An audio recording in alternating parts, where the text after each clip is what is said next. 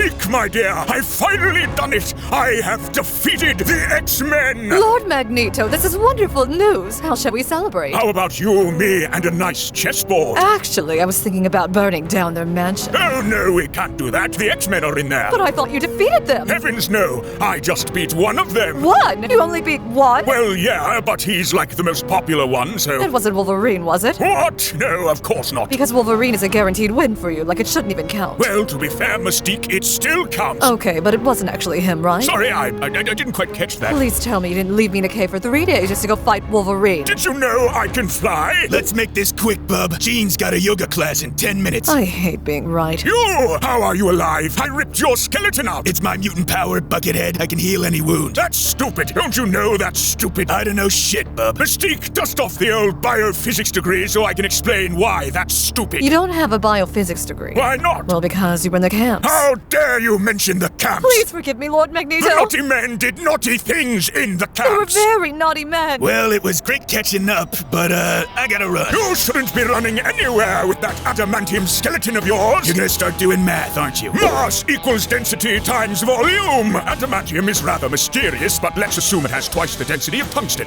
one of the densest elements there is. Then we can say that adamantium has a density of 40,000 kilograms per cubic meter. Your whole skeleton is encased with adamantium, meaning its weight is 40,000 times 0.01, which equals 400 kilograms. You have a 400 kilogram skeleton, Wolverine. Finally, someone else who uses metric. Are you guys also Canadian? Goodness, no. That's just the units which scientists use. What was with the goodness no? By the way, that's not your total mass. We still have to account for your muscles and body. Now, despite your vertical challenges... Short king, you can say it. You are rather broad, so let's estimate your body's mass to be 90 kilograms. Then your total mass is 490 kilograms, approximately half a metric ton.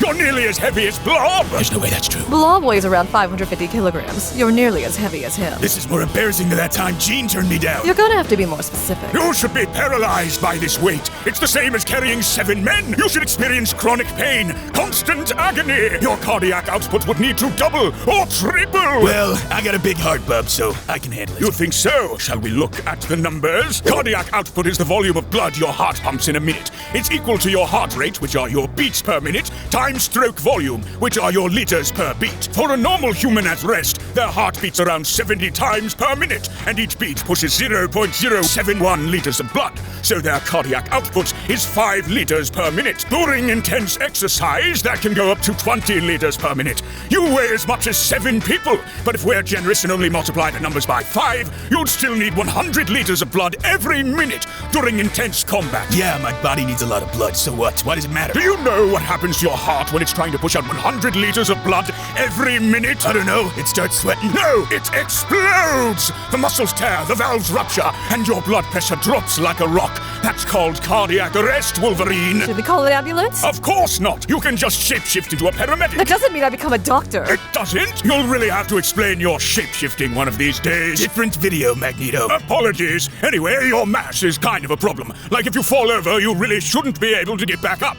Like sure, your bones would survive since they're covered with adamantium, but your internal organs would not. Well, it ain't really that big of a deal, because I have super strength. Super strength? Really? That's one of your powers? Yeah, kinda. I mean, you don't really think about it, but it's gotta be, right? How else am I moving around? Okay, well, let's assume that's true. Then how the hell are the X-Men without super strength supporting you? Your teammates are constantly carrying and dragging you about after every battle. Dude, come on. I don't lose that much. Need I remind you how you got here? Fair enough. It's honestly a miracle that you haven't accidentally killed them. Let's assume that you fall 1 meter onto a teammate. Just a small trip. Gravitational potential energy on Earth's surface is equal to mass times gravity times the height of the fall. In this case, your mass is around 500 kilograms. The fall is 1 meter, and gravity is 9.8 meters per second squared. The energy from this small fall would be equal to 4,900 joules. Could you convert that to freedom units? No, but I can tell you the force. When an object hits the ground, it doesn't stop instantly. It slows down over a short distance as the energy of the fall is absorbed. We call this the stopping distance, and force is equal to energy divided by it. Let's assume Wolverine has a stopping distance of 5 centimeters, typical in a normal fall. Then the fall force his teammate experiences is equal to 4,900 divided by 0.05, which equals 98,000 newtons. Is that a lot? That sounds like a lot. It's the same as a 10-ton truck rolling over you.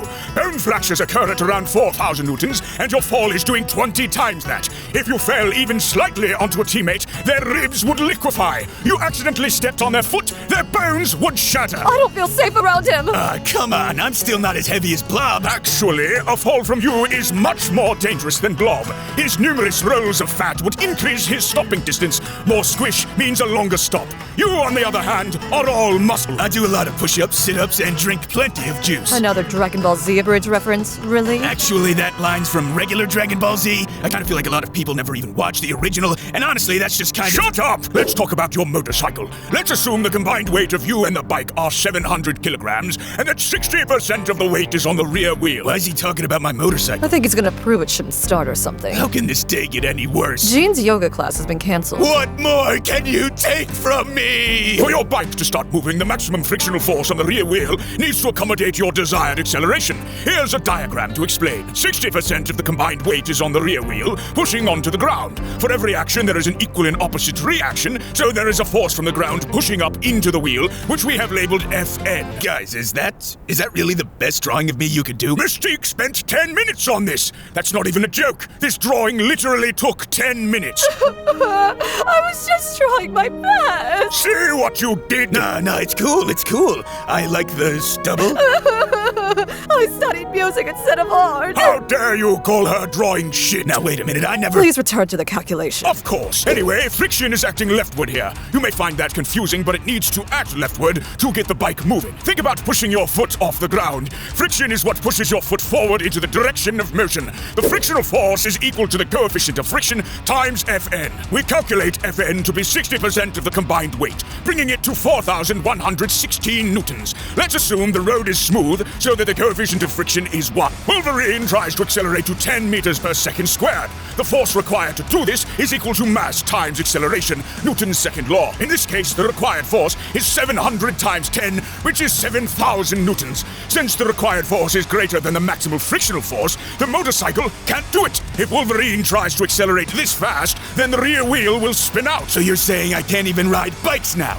That I can't drive cars? Not unless you want to spin out of control and destroy something, though you should be doing that anyway. Like you literally weigh half a metric ton. How the hell have you not destroyed the floor in the X-Mansion? What are the maintenance costs? Professor Xavier's rich, so it doesn't matter. It's always about the money with you. That's not what I meant. Well, why don't you just leave?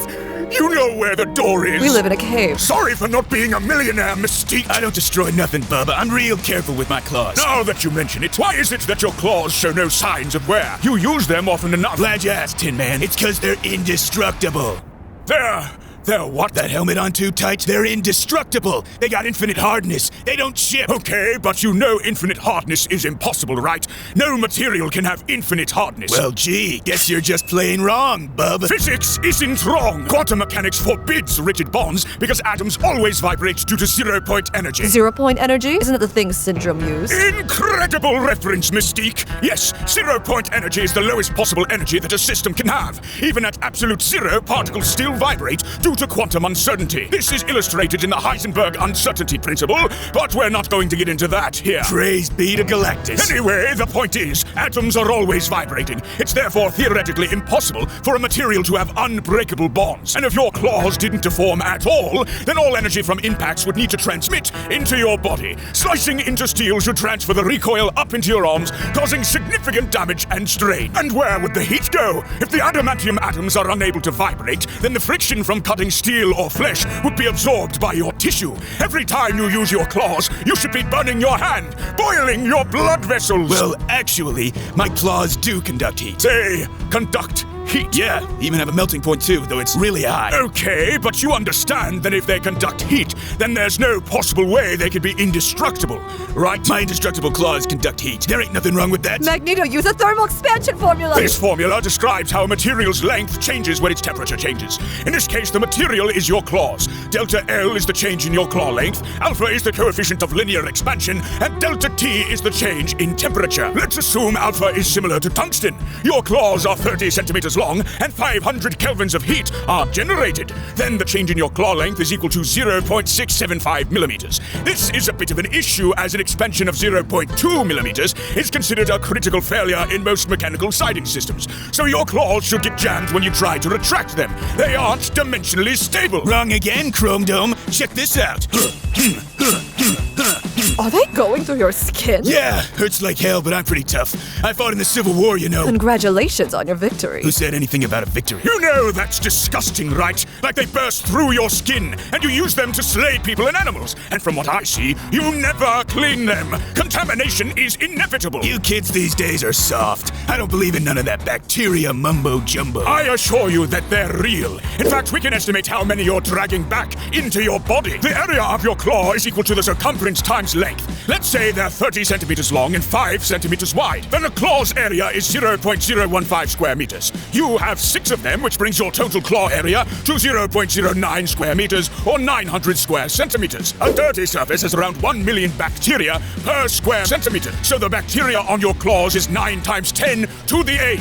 You are literally dragging 900 million bacteria into your body every time you use them. Yeah, but who cares? Bacteria doesn't even do anything. I'm the goddamn Wolverine. We know who you are. Yeah, I'm just trying to sound cool. You're 5'3". I fail to see why that's relevant. You know why it's relevant. Was she always this much of a bitch? Bacteria do a lot of things, Wolverine, one of which is multiply. The number of bacteria at a time t is equal to the initial number times e to the power of r times t. R is the growth rate constant of the bacteria, the rate at which they multiply. T is the time since contamination, and E is Euler's number. Its presence signifies that this growth is exponential. In your case, the initial number of bacteria is 9 times 10 to the 8th. Let's say the bacteria is E. coli, with a growth rate constant of 20 minutes. Then, after 2 hours, we calculate that the bacteria have multiplied to 1.75 times 10 to the 9th. In just 2 hours, there are nearly 2 billion E. coli in your body. E. coli has an infective dose of around 1 million, and you've got 1,000 times that. You're a biological hazard. You shouldn't be allowed to have those things out in public. How the hell have you not killed anyone yet? Well, actually, that's where you're wrong, Magneto, because I made a sandwich like a year ago and gave a student food poisoning. Good job, Wolverine. Thanks, sweet cakes. I'm going to enjoy killing you. What was that? I said I'm going to enjoy killing you. Oh, right. So how aren't you dead, Wolverine? Explain it! Well, apart from being awesome and an absolute unit, I also got a healing factor. Keeps me right as rain. And is that thing, like, constantly on? Yeah, and it's real quick, too. Only takes a few seconds. Basically instant. Your wounds heal in seconds. Hey, is there an echo in here or something? We're in a cave. There's more to life than money, Mystique. So, to be clear, you're completing millions of cell divisions per second to heal your wounds, right? Yeah, pretty much. Wolverine, your healing factor should be killing you. I don't think you get what healing means, bub. Then let's see what the science says, shall we? Let's assume you suffer a deep stabbing wound during combat, something you're rather used to. The wound is 10 centimeters deep, 2 centimeters wide, and 5 centimeters long. Its volume is 100 cubic centimeters, or 0.0001 cubic meters. Let's also say that the average volume of a cell is 10 to the minus 15 cubic meters. Then the number of cells you need to make to heal this wound is 10 to the 11th power. If you heal this wound in 5 seconds, then you are regenerating cells at a rate of 2 times 10 to the 10th power cells per second. I don't see the problem here. My healing factor is pretty powerful, so yeah, of course I can make that many cells. DNA polymerase is the enzyme which builds new DNA strands during cell division. Base pairs are the building blocks of your DNA, and as such it has to copy them. But polymerase isn't perfect. It makes one mistake for every billion base pairs it copies. The human genome has around 3 billion base pairs, and it is replicated during cell division. So there are around 3 mutations which occur every time a cell divides. Now you're regenerating 20 billion cells per second, which means you're experiencing 60 billion mutations per second, or around 4 trillion mutations per minute. That sounds like a problem for humans, but not for us mutants. Well, it all depends on which genes are targeted. It's true that most mutations are harmless, but if the gene is one which controls cell growth, then the mutation can be rather problematic. Such a gene is called a driver gene, and the chance of it mutating during cell division is around 0.7%. I still don't see where you're going with this. Now, cancer happens when there are 5 independent driver mutations in a cell. Okay, I see where you're going with this. The probability of that happening is 0.007 to the power of 5, or 1.68 times 10 to the minus 11. Wolverine regenerates 20 billion cells per second, which is 1.2 times 10 to the 12th cells per minute. Therefore, the expected number of cancer-triggering events per minute of healing is 1.68 times 10 to the minus 11 times 1.2 times 10 to the 12, which is just over 2, meaning Wolverine should get 2 cancers for every minute which he heals. What? You should get cancer twice every minute you heal, Wolverine. 2 cancers? Is that even possible? Buy one, get one free. In this economy! You're wrong. We literally just calculated it. But it wouldn't happen. I have a healing factor. Your healing factor is precisely why it's happening. Well, maybe my cells don't make mutations when they divide. Your mutated genes are the reason you don't have mutated genes? Yeah? You don't see a problem with that sentence. Was the grammar bad or something? Cancer aside, I doubt your body would even have the energy to make that many cells. ATP is a molecule which acts as the primary energy source in a cell. To create a cell, you need around 1 billion ATP molecules. To work out how much energy that is, we first need to convert 1 billion ATP molecules to moles. Dividing 1 billion by Avogadro's number, we calculate that it's 1.66 times 10 to the minus 15 moles. ATP releases around 30.5 kilojoules of energy per mole upon hydrolysis. So the energy to make one cell is equal to the number of moles of ATP times the energy per mole, which is around 5.06 times 10 to the minus 11. So the energy to make 10 to the 11 cells to heal your knife wound is 5 joules. So hey, that doesn't seem like much to me. Well, hold on. I need to apply a correction. Cells aren't 100% efficient, so it'll take more energy. Let's assume 5% cell efficiency. Then if we divide 5.06 by 0.05, we get 101.2 joules. And if we divide by 4,184, we get 0.02 calories. That's less than a breadcrumb, bub. Lord Magneto, I think it's past your bedtime. No. Let's go back to where this all started. Me ripping out your skeleton. You've got around 12,000 cubic centimeters of bone, 18,000 of muscle damage, a few thousand bone marrow. Let's just say the volume of the wound is 40,000 cubic centimeters. Then if we're using an average cell size of 10 to the minus 15, it takes 4 times 10 to the 13 cells to heal your wound. But we need to correct this number down, since in this case the cells are bigger and more complex. Let's make it 10 times less, so 10 to the 12 cells. We'll also say the energy needed to build these complex cells is 1,000 times more than our previous number, bringing it up to 5.06 times 10 to the minus 8 joules. Then the total energy to heal your wound at 5% cell efficiency is approximately 4 million joules, which when converted to calories is 1,000 calories. That's it. That's the same as a Big Mac meal. Damn, no wonder I'm hungry. You know, when I started this calculation, I really thought it'd be higher. Yeah, I can tell. But this is excellent. Your powers aren't bullshit after all. Really? Yeah, apart from the heavy adamantium skeleton and jammed biological hazard claws and double cancer every minute for healing a minor wound, you're totally fine. Damn straight. Want to join the Brotherhood? Hell no. Mystique, initiate Operation Honeypot. Join me, Logan. Make love to me, Logan. Sign me up!